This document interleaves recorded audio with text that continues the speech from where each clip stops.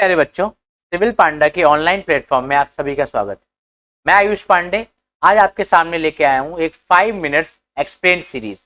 इस पूरे सीरीज में या ऐसी आने वाली सीरीज में हम सिविल पांडा के टीचर्स आपको कुछ कंसेप्ट्स जो बहुत कठिन होते हैं उसको सिंपल वर्ड्स में समझाने की कोशिश करेंगे। तो चलिए आज मैं आपके लिए कंसेप्ट लाया हूं माइग्रेशन, इधर से उधर चले जाना या कहीं से आ जाना, माइग्रेशन। ठीक है, कंसेप्ट ऑफ माइग्रेशन। क्या होता है माइग्रेशन? यदि मैं एक एंटिटी हूं और मैं मूव कर रहा हूं, कोई भी रीजन हो सकते हैं, फॉर हेल्थ, फॉर एजुकेशन या बेटर अपॉर्चुनिटी, तो उस प्रोसेस या फेनोमेनन को माइग्रेशन कहा जाता है। चलिए यहां पे दो वर्ड्स आपको जानने की जरूरत है। आपने एक वर्ड सुना होगा एमिग्रेंट, एक इमिग्रेंट। प्लीज समझिएगा, आपको समझाने के लिए मैं बहुत अच्छी तरह बताता हूं। ई और आई,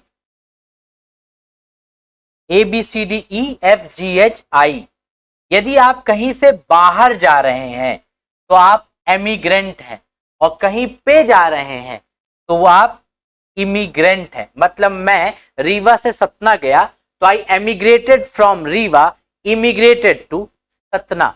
ठीक है, याद रखिएगा एमिग्रेशन एंड इमिग्रेशन। ठीक है, आपने वीजा सेंटर्स देखे होंगे बड़ी बड़ी कंट्रीज में, वहां इमिग्रेशन सेंटर्स होते हैं। जो लोग बाहर से आते हैं वहां अपने आपको वीजा दिखाना पड़ता है, और वीजा नहीं हो तो आपको डिपोर्ट कर दिया जाता है अल्टीमेटली। और कुछ वर्ड्स देखते हैं। The factor of migration, the factor of migration दो ही है, push factor and the pull factor. यदि मैं एक फैक्टर को लूं जिसे कहते हैं से एजुकेशन, मेरे जगह पे, ओरिजिनेटिंग जगह पे अच्छी एजुकेशन नहीं है, तो ये मेरे को पुश कर रही है कि किसी ऐसी जगह जहां मेरे को पढ़ने जाना है, बेटर अपॉर्चुनिटी मिले, हेल्थ अपॉर्चुनिटी मिले, नौकरी के अच्छे अपॉर्चुनिटी मिले। तो कुछ चीजें हमको पुश करती हैं बाहर जाने के लिए या माइग्रेट करने के लिए।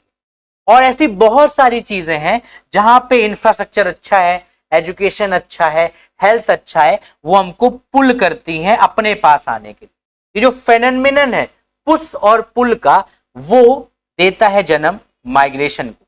मेरे यहाँ पे एजुकेशन अच्छी नहीं थी, उसने पुश किया कि मुझे बाहर जाना पड़ेगा, लेकिन बाहर दिल्ली जाऊं कि बॉम्बे जाऊं, तो वो डिसाइड किया पुलिंग फैक्टर। मेरे घर से दिल्ली पास था, मैं दिल्ली पढ़ने चला गया। मेरे को IIT की तैयारी, मैं कोटा चला गया। तो ये इस तरह के फैक्टर्स काम करते हैं माइग्रेशन में, जिसको हम कहते हैं the push factor and the pull factor. किस प्रकार के वेरिएशंस हम माइग्रेशन में देख सकते हैं? एक होता है रूरल टू रूरल। यदि एक महिला की शादी होती है एक गांव से दूसरी गांव, ऐसा NCERT में बहुत सारे एग्जांपल हैं, तो वो माइग्रेशन कैसा हुआ? Rural to rural. आप एक गांव से दूसरे गांव किसी प्रकार का ठेला लेके जा रहे हैं, ठीक है, या किसी काम पे जा रहे हैं से 3 महीने 2 महीने के लिए, तो रूरल टू रूरल माइग्रेशन। अक्सर आप ये माइग्रेशन देखते ही होंगे, रूरल से अर्बन माइग्रेशन। हम में से 70-60% लोग ऐसे ही माइग्रेट करके अर्बनाइज्ड एरिया में आ रहे हैं। एक नया ट्रेंड है आज की डेट में, यदि आप देख रहे होंगे, जो लोग रिटायर हो जाते हैं वो वापस गांव की तरफ भाग रहे हैं, या जो लोग सिटी की लाइफ से बहुत परेशान है, पॉल्यूशन से परेशान है, इतनी सारी डेंसिटी से परेशान है, तो वो आपने कुछ रूरल बैकग्राउंड में अपने फार्म हाउसेस क्रिएट कर रहे हैं। तो ये एक माइग्रेशन अक्सर आप देखते हैं, अर्बन टू रूरल पॉकेट। और अगला जो आप देख सकते हैं वो है अर्बन टू अर्बन माइग्रेशन। जैसे आप भोपाल से इंदौर जा रहे हैं, आपकी एक नौकरी लगी है जहां पे आपका इंक्रीमेंट से 2-3 लाख है, या आपको ग्रीनरी ऑफ भोपाल पसंद आ गई और आप जबलपुर से चले गए भोपाल। तो इस तरह से अर्बन अर्बन माइग्रेशन भी आपको देखने को मिलते हैं। अब एक कंसेप्ट आता है, जब आप माइग्रेट कर रहे हैं एक जगह से दूसरी जगह में, तो वहां पे यदि बहुत ज्यादा इन माइग्रेशन है तो यहां पे डेंसिटी ऑफ पॉपुलेशन बढ़ जाएगी, और डेंसिटी ऑफ पॉपुलेशन बढ़ने के कारण दिक्कत क्या आएगी? वहां पे वहां का इंफ्रास्ट्रक्चर अब उतना रोबस्ट नहीं रहेगा, वहां वाटर, सैनिटेशन, इस तरह की दिक्कत आने लग जाएंगी, क्योंकि एक एरिया की भी अपना इंफ्रास्ट्रक्चर होता है, रिसोर्स होता है। एक क्लास में 50 बच्चे की जगह 100 बच्चे बैठा दो, तो जो एयर आप ब्रीथ भी करते हो ना, वहां भी आपको सफोकेशन फील होगी।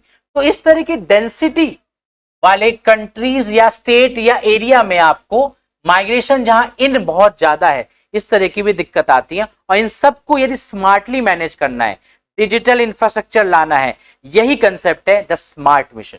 आपने बहुत सारे स्मार्ट सिटीज कंसेप्ट सुने होंगे। मतलब एक चीज समझिएगा, बहुत सिंपलर वे में बताता हूं।